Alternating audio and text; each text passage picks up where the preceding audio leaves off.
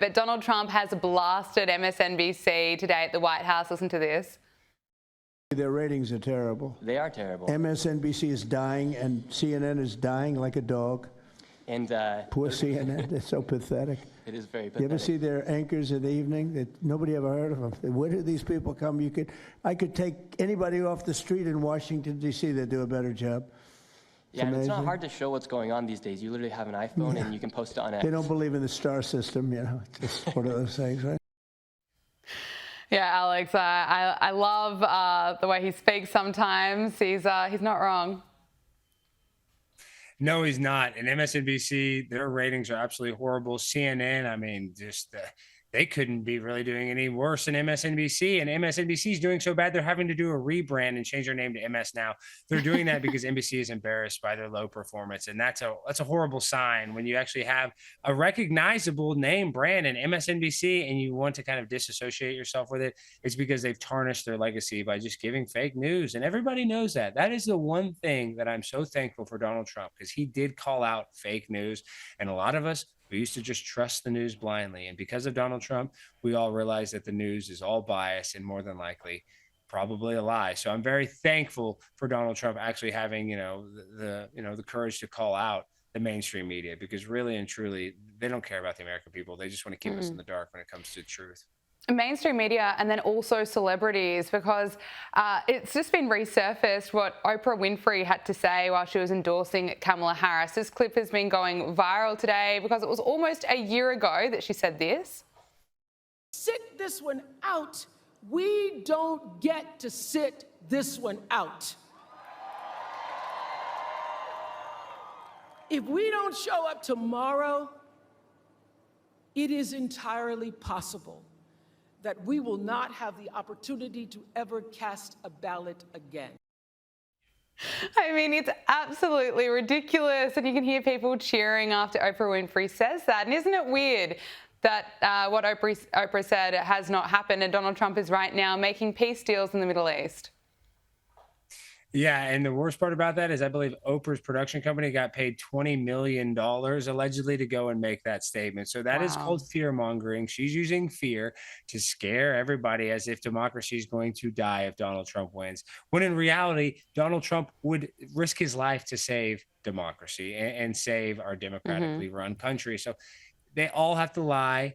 Oprah, she barely opened up the highway that she owns in Hawaii when they had that tsunami warning. So she doesn't truly care about people. She wants to virtue signal. She wants to give the impression that she's all about the people because she gave people, a Toyota Camry on her show. That she gave a bunch of people free cars, 20 years ago, and she thinks that, her karma is going to be fine.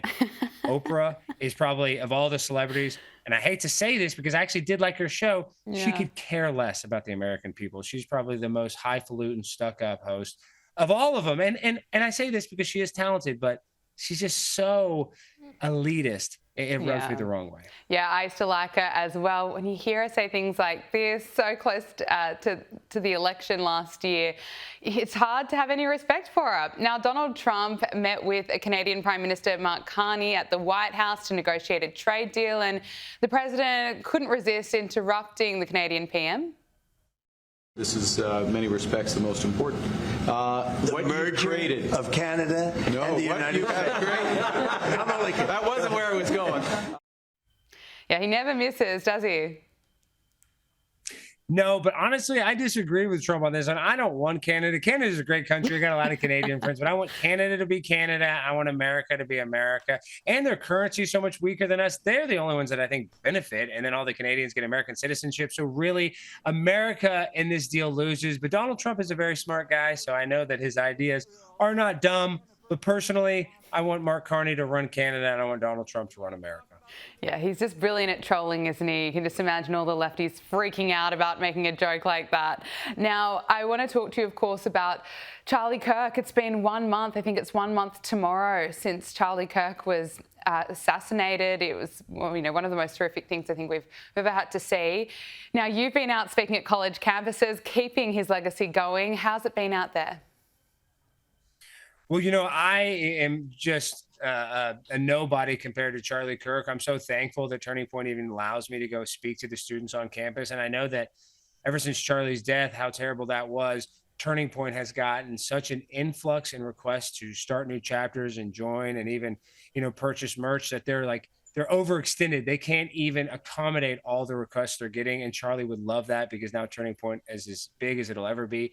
But in a million years of me going out there and trying to debate college kids, I will never be as good as Charlie Kirk. I will never fill Charlie Kirk's shoes. And I'm just so thankful that I got to be, friends with Charlie and I got to talk to him. And even though I was older than Charlie, I looked up to him so much. I wanted to emulate him so much so that Charlie thought it was so funny when I would go on college campuses and I would pretend to be Charlie Kirk by calling myself Charlie Kurt, and that all the students really thought it was Charlie. So I would get huge crowds. Amazing. And actually Charlie liked it because at the end of the day, it helped Turning Point get more students at their events. So Charlie, all he cared about was a mission, and I miss him. And it's an honor and privilege to even get to represent Turning Point at all these great universities I speak at. Alex, power to you for keeping it going, and we'll keep following your journeys and your experiences speaking to college campus kids. We really appreciate you joining us on Power Hour. Thank you so much.